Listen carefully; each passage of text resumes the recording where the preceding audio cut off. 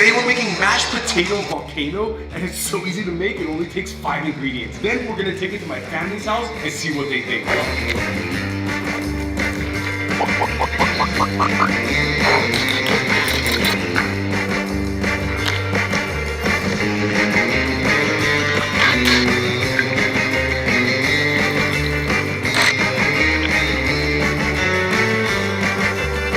For the mashed potato, I'm using Main Street Bistro because the texture and flavor is unmatched and it's a secret to elevating any dish.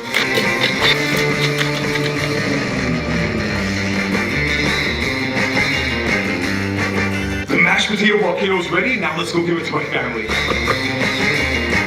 Mashed potatoes? Yeah, it was some of the best.